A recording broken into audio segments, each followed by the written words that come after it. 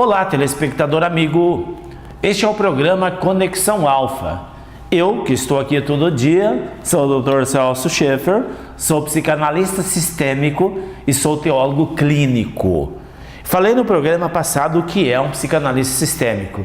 E hoje nos escreve, ontem foi a Rosana e hoje é a Ju, a nossa amiga Ju aqui de Apucarana. Ela fala: doutor, eu conheço seu trabalho desde que eu chegou em Apucarana, sou muito grata por tudo o que o senhor tem feito por nós, pela nossa família, pela nossa empresa, tem nos ajudado a ver aquilo que nós não víamos e realmente só gratidão nós temos pela sua pessoa e pelo IPTH. Eu quero mandar um abraço carinhoso para a Ju e sua família. Grande abraço, Ju, toda a família aí, para vocês todos. A família de Apucarana, da região do Vale do Ivaí, vocês têm o meu carinho, me adotaram aqui como um filho desta terra. Então, o teólogo religioso, ele já diz tudo, é um teólogo da religião. O teólogo clínico, ele tem uma outra visão de estudo. É um estudo embasado na espiritologia. Nós, teólogos clínicos, não estudamos as questões religiosas, não estudamos os dogmas religiosos e nem as crenças religiosas. Nós estudamos o psiquismo humano, aquilo que é mente e o que é espírito. Estas são duas linhagens de compreensão que obrigatoriamente o teólogo clínico tem que estudar. Por isso nós estudamos a parapsicologia oficial, científica, que estuda quais são os movimentos da mente. E a teologia clínica estuda quais são os movimentos espirituais. E dentro desse contexto do entendimento da teologia clínica, eu e a minha equipe, quando eu falo nós, eu tenho uma grande equipe no IPTH. Eu não conseguiria fazer nada sozinho, porque é muito trabalho, muita função, né? Então nós temos uma equipe. Eu quero mandar um abraço especial para os trabalhadores do IPTH. Nós temos um grande número de pessoas que nos ajudam voluntariamente. Nós temos os voluntários, nós temos os terapeutas profissionais que trabalham lá, nós temos lá o pessoal da obra que também nos assiste. Mas quero dizer para vocês, então, da diferença do teólogo religioso e o teólogo clínico. Eu quero falar mais do teólogo clínico, né? O religioso vocês já sabem. Lá o pastor que fez teologia, o padre, enfim. E a teologia clínica é um estudo do espírito. Nós estudamos como as questões espirituais podem interferir na mente da pessoa e no corpo da pessoa, e como as ressonâncias espirituais podem interferir nas áreas das vidas das pessoas. Eu vou contar um caso assim bem rápido para vocês entenderem. Eu atendi há mais ou menos uns 6 meses atrás um jovem de 17 anos, um rapaz que nunca tinha comido alimento sólido, mamava na mamadeira. Imaginem, gente, 17 anos.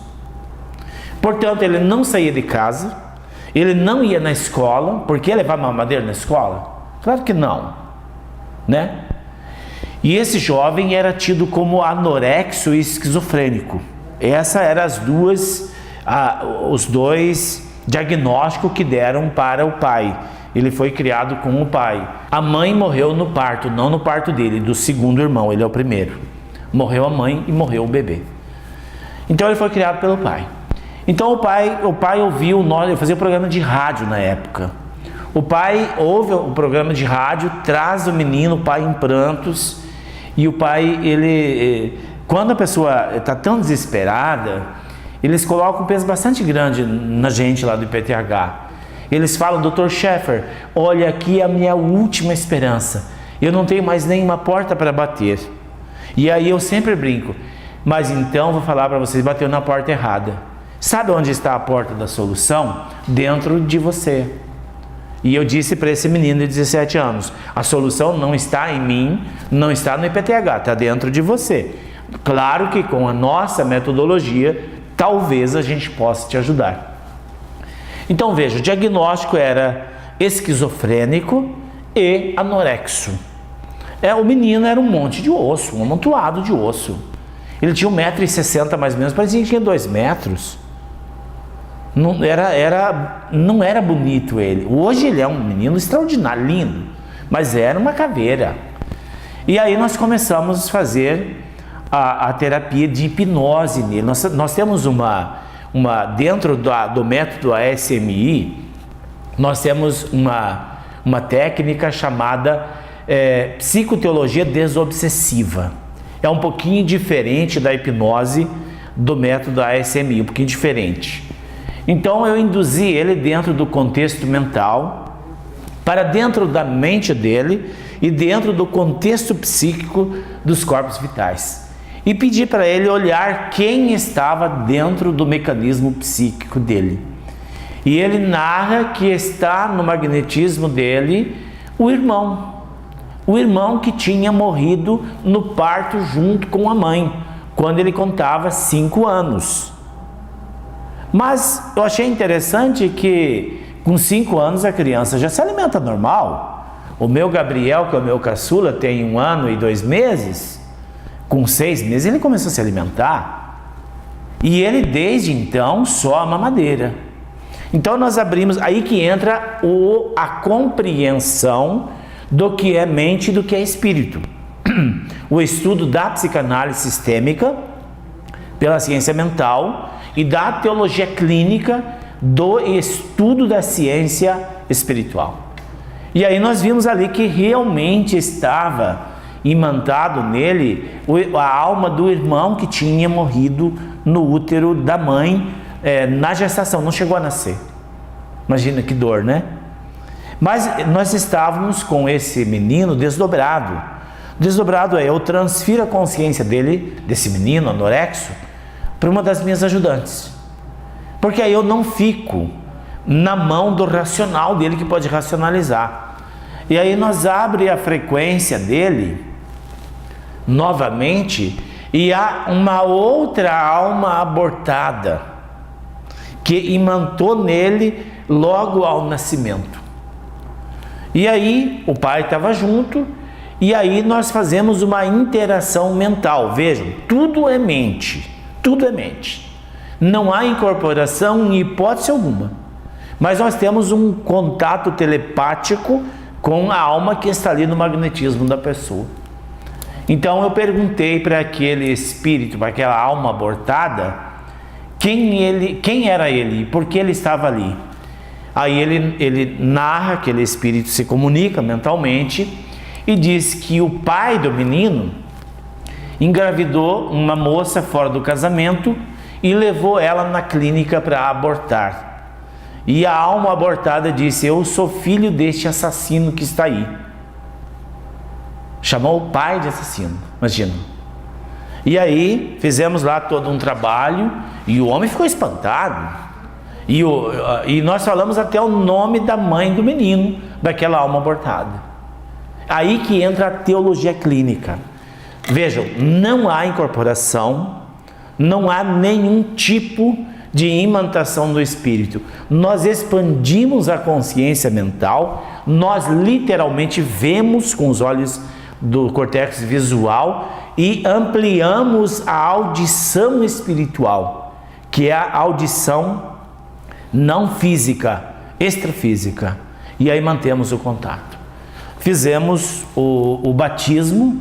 O pai se reconciliou com aquela alma abortada, encaminhamos a alma do irmão que tinha falecido, fizemos lá um batismo e a sessão durou mais ou menos 35, 40 minutos. E aí quando tiramos o menino da hipnose, ele disse: pai, antes de sentar na sala, na cadeira da minha frente, ele falou: pai, tem alguma coisa para mim comer? Estou com fome. E aí eu disse, fiz um sinal para o pai: vai lá na cozinha. Ele levou ele na cozinha do IPTH. Lá tinha, era antes do almoço, era umas 11 horas, e tinha o pão que nós tínhamos tomado café e tinha lá um molho de salsicha.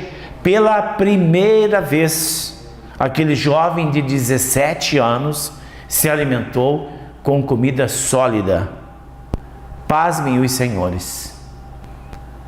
Imaginem a alegria desse pai. Primeiro, a tristeza pelo impacto recebido,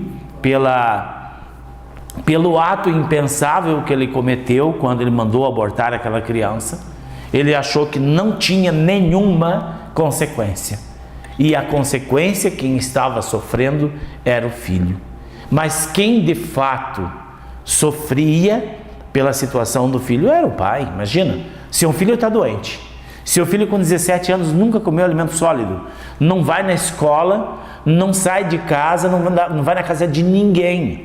Ele e o pai é um verdadeiro escravo de uma doença espiritual. Aí que entra a ciência da alma, a psicanálise sistêmica e a psicoteologia clínica, que trabalha dentro desse contexto que nós chamamos de casamento perfeito. A nossa visão psicofísica e psicoespiritual é estudada por vários pesquisadores internacionais. Nós já levamos a nossa metodologia para outros países, outros pesquisadores têm chamado a atenção de muitas pessoas de fora do Brasil e do Brasil também, pelo índice de solução.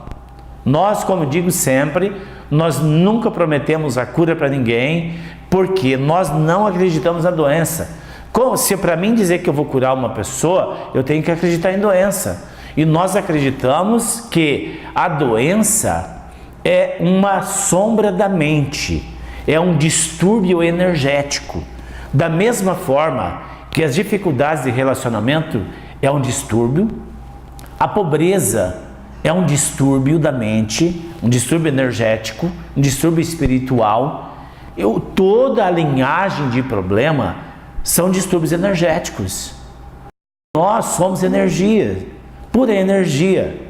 E se nós trabalharmos esse campo energético, que também chamamos de campo espiritual, nós conseguimos alinhar a pessoa nos trilhos do destino. Então ele pode ter sucesso, ele pode ter saúde, ele pode alcançar os seus objetivos, sempre partindo de si, de dentro para fora. E esse é o grande segredo da nossa terapia. Nós levamos a pessoa para dentro de si.